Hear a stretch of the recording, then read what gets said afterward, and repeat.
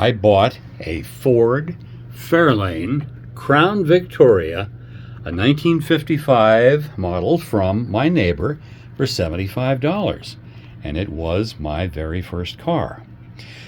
So, a number of years ago, I found this Borg clock and restored it, and it works fine. And this Motorola Ford radio. It's an 8-tube radio. It's the MF8. I had these for a number of years, as well as this die-cast model of the car, which has openable doors and hood and trunk and so on and so on. But I thought, well, I might want to go a step further. So I found all of these logos, the badges, the Y Block 8, which goes right here on the fender, and then this Crown logo here, which goes on the hood, or the trunk lid, and as well as on the hood, and this one right here, which goes on the door. So I thought, why not take it a step further? So I added an ignition switch right here. When you turn it to ignition, it comes on. Okay, all the dash lights come on, as well as in the clock and the radio. And I thought, well, why not go a step further? So I added headlights to it, and here's the headlight switch here. Now remember, on these cars, if you ever owned one of these or something of this era, the first stop on it, you pull it out, and the parking lights would come on, as well as the tail lights. Then, if you pull it one stop further, then the parking lights would turn off, and the headlights would come on. Now, I found these LEDs that were just as bright as daylight. You can see that, how bright those things are. They're just utterly amazing. So I decided to put in interior lights as well, and I put them with this button right here. And normally of this era, when you turned the rheostat here on the headlight switch, it would dim the dash lights.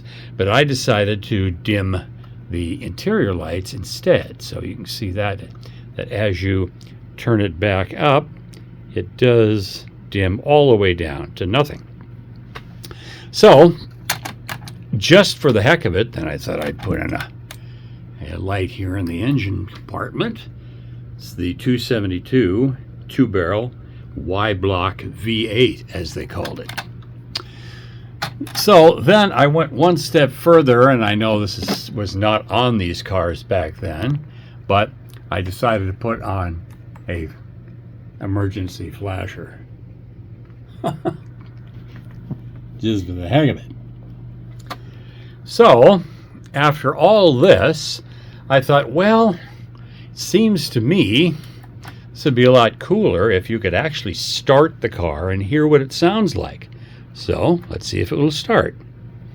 Of course, you turn it to the right and it says start. So, we'll see what happens. By golly.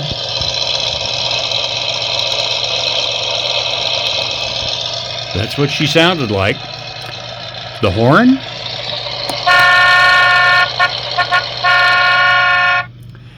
So there it is. So then I decided, well, that's pretty cool. But what about the radio, which I had totally restored and worked fine? All right, let's turn it on and see if it works. Of course, because of the fact that there's 8 tubes in there, it takes a while to warm up. Now these cars also had, this model had a vibrator in there, which turned the DC voltage into AC voltage. Yeah, it works great.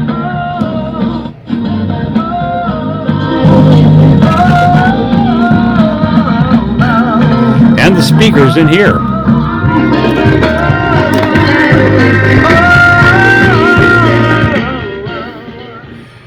Okay, so in the engine room here, there's the radio.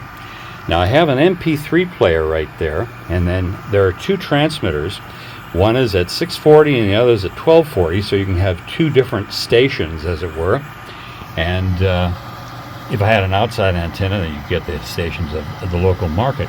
But I have two 6-volt batteries back there, and then this rather elaborate relay system here allows the ignition switch to control the radio. Because this radio drags about 7 amps of power. It's real power hungry because there's 8 tubes in there. So it generates a reasonable amount of heat. So I put in a little muffin fan back here which draws through the bottom.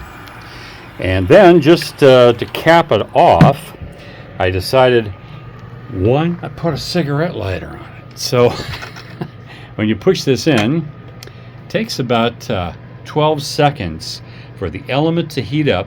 And when the element heats up, then basically it expands and it pops out. And as you can see, she's red hot. And definitely light a cigarette. So there it is.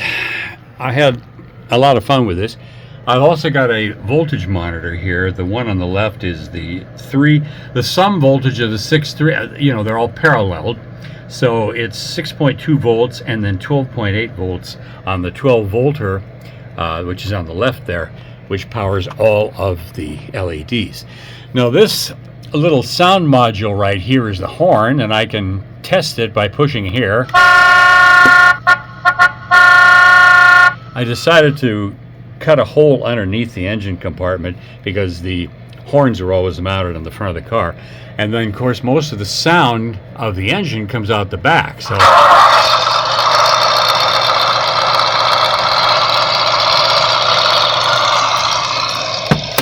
can see back here. So there it is, and I just thought I'd have a little fun with it. Hope you enjoyed it. Thanks for watching.